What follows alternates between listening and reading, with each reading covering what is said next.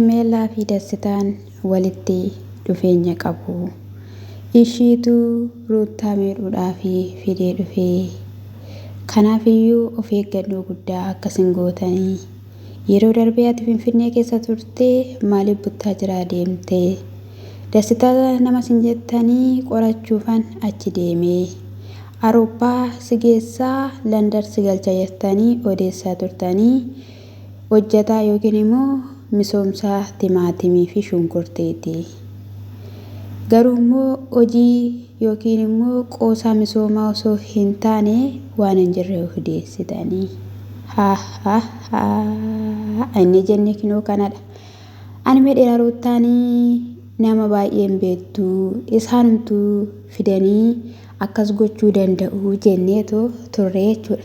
Faranjiin illee isa wajjiniin ta'ee abaaboo fidee fi haysoo galatee jedhee Abrahaamitti qoosaa ture. Dhiiseetu ganaa buraadhaanii situ fidee situ beekaa jedhee odeessaa jechuudha. Osoo waan tokko qoratanii bira hin gahi maal hojii keessa galan. Amma mucayyoon kunii yoo dhuguma isaan qoratanii amantee itti galuu baatteetti ta'ee yeroo sana kanatti ishiin akka taphattu booda itti dhagaamu Ruutaatti ettanii yaaddu sin. Akkamitti immoo isinitti fakkaate kanee akka shakkinu nu godhee gaafa Abrahaamii fi Ermeellaanii haala sanaan itti taphatanii Ruutaan baay'ee aarte. Inni immoo qalladuu kolfaa ture mastikaa isaa qaccaqacaa ture jechuudha. Homaa tokkoyyuu itti hin fakkaanne jechuudha. Innaa amma yoomitti akkatti irratti qalladdaa gaafa inni jedhuun Dastaanii maal jechaa jirtaa dhiisi animee tukuratiyyuu san godhu homatiyyuu san lakkaa'u kan jedhe Ruutaadha jechuudha. Har'a immoo ashama akkam jirtu hordoftoota kiyya qaalii qimamoota kiyya siniin jecha. Egaa akkuma barame subscribe like naa godhaa siniin jedha. Kanii buraan jechaa jiru ani waan tokko adda baafachuudhaa fi buttaa jiraa deemetoo ture. Gidduu kanatti naa bilbilaatoo turanii. Egaa haala Dastaa sana nagaafachuudhaaf ta'uu danda'a. Ruutaanis immoo wanti isheen hojjechaa jirtu kun wanta gaarii miti.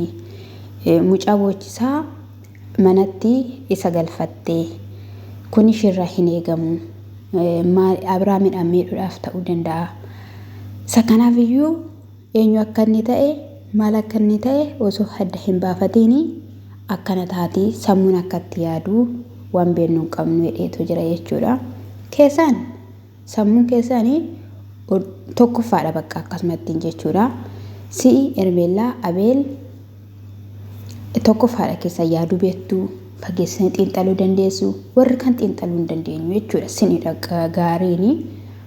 Haa ta'u malee gaa'ii maal jechuudha wanta akkanaa akkasumas illee UL fa'i jaarsummaadha Dastaan jaarsummaa argachuuf jedhanii odeessaa turanii maatiifis kabajaan qabanii namni kunis immoo maatiidhaaf kabaja wanti inni qabu hin jiru. Isa kanaafiyyuu mee warreen kaanis bilbilee hojiirra jiranaan jedhanii garuu Dastaa ture kan inni argachuu barbaade inni immoo na argachuudhaaf fedhiin qabu Kaaleeb tolee dheeratoo jira jedhee Kaaleeb koommoo gaafa dhufu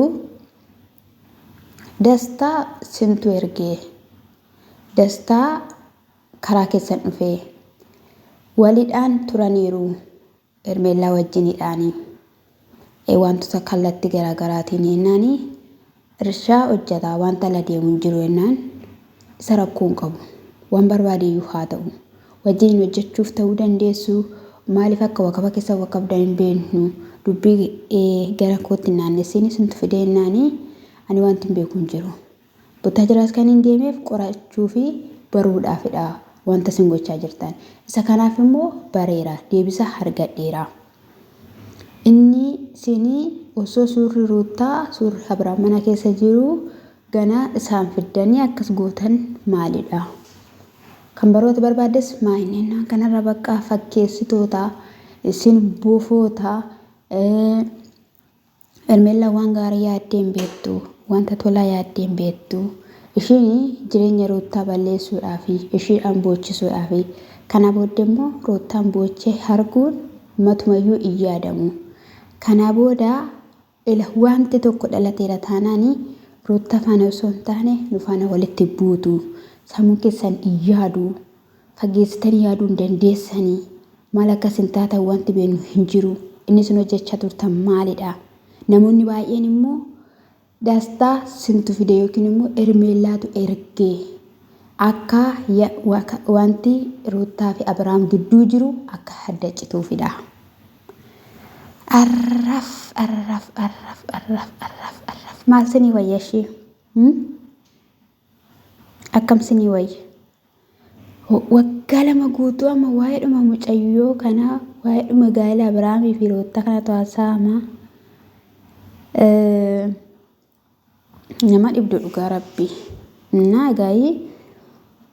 Kanaafiyyuu wanti goonuu hin jiru nuti. Ati odeessuudhaan beektaa. Yeroo darbees haala kanadhaan kan Ermeellaan hin binne bitteetti jettee odeessaatu kanatti turte. Ammas immoo sanumadha. Wanta adda baafatte hin jiru. Nuti hin beeknu. Iddoo isin feddan wanti beeknu hin jiru. Jedheenka jalqaba irratti dastaanii muudiin beeku. Dhugaa dubbachuuf muudiin beeku. Viidiyoo kaleessa hojjetan keessatti jechuudha. Ruutaatu jechuudha. Itti himaa ture. Dhugaa waaqa waan baay'ee itti himaa turte jechuudha. Isin galeera. Iddoo tokkotti iyyuu maal jedhe isinitti fakkaate? Dabnee maal taanedhe? Dabnee maal waan ta'e taana osoo abbaa manaan kee dhufiin jedhee Ruutaadhaan jechuudha. Viidiyoo sana keessatti jechuudha. Fataa yennaa namni yoo bakka itti amaneera ta'e yoo dhugumadhaan aktii sana agarsiisee jechuudha mo'achuudhaaf ta'eera itti galeera taanaan leenjisaa fudhatee dhufuu qaba ture jechuudha. Inni ganaa cuucii waan tokkotti waan hin beekne fidaniitoo dhufaniitoo jiru jechuudha. Isayyuu akka buraan jedhutti Maqalee eessa misooma qabaa. Timaatimii fi shunkurtii garaagaraa kana oomishaa. Isa kanaafiyyuu iwwa kabiina. Wanti isinii haasoftaniyyuu namaaf hin galu. Ati gaafa kamiyyuu odoo deessuun beekamtaa tokkoffaadha jennaan horii jedheen. Horii siif wayya wal finna dhugumaan sin fiddaniitu taanaanii waliin jedhan kaasiniin jechuun jaaladha. Ganiin illee faranjiin illee fiddeetoo jirti.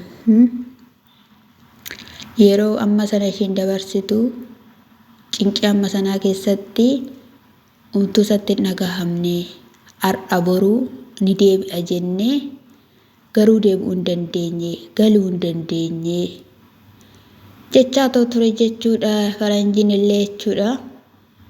Ani akkatti galamee akkatti walitti deebi'anii akkatti toora qabatee dhugumaadhaanii wal amananii Ruutaa fi Abrahaam algaa tokkorra deebi'anii ciisu jedhee yaaduwan inni abjootu yuwan isa dhugaan siin jedhe ani hin beeku. Boruudhaanii har'allee walitti deebi'an karaa ta'een maatiin ka'ee jaarsi biyyaa ka'ee walitti deebi'an illee isaan kun jechuudha waaqa tokkotuun isaan jalaan qotoqqotu isa dhugaan siin jedhe. Inaramu bakka waan ta'e barbaadu caafii wayii barbaadu uraa wayii barbaadu eessaan galee akkas goe eessaan isayyuu jechuudha guyyaatti mee takka buttaa jira takka finfinnee takka buttaa jira maaliif waan ta'e Ruutaa Abrahaam jedhu bakka akka kunoo maaliin siniin jedha adurree hanna bartee akkas ta'u jechuudha. Kun immoo gaarii miti ammallee jechuudha. Ruutaan jabeessitee of eeggachuu qabdi dhugaan siniin jedhe. Mucaan kun buttaa jiraatii dhufee Ermeellaa harkishii dheeraadha. Namoota baay'ee beekti. Hiriyoota immoo hangar'aatti kan dhufaa jiran hiriyoota Ruutaa osoo hin taane hiriyoota Abrahaamidha. Aniyyuu si beeka jedheeniitoo ture Abrahaam yeroo darbee unkaan Awurooppaa dhiisee as keessayyuu waan ittiin jiraattu hin qabdu dheeran gaafa jalqabaa jechuudha Abrahaam. Wanti kun wal beekaa rakkoo akka ittiin finne bazawwee hin jaalanne isheen jaalattee miti xiqqeedhumaafidha jechuudha. boodaallee akkasittillee garagalle mucaan kunillee jechuudha. Isinii galeera. Rihoonni Abrahaam hundi isaaniiyyuu Abrahaam faanaadha kan jiranii jechuudha. Ishiin amma dhiiftee maalis dhiiftee jechuudha mucaa ishee qabattee qoccaasaa isaanii dhiiste. Yoo danda'ameera ta'e immoo hojii mataa isheetti hojjetachuu bakka. Kanarraatiin kan hafe as achi mucaa argateentu kaleessa akka isaan gochaa turan. Ani mucaan sun baay'ee na gaddisiise dhugaa rabbii. Osoo itti yaadamin kan biyya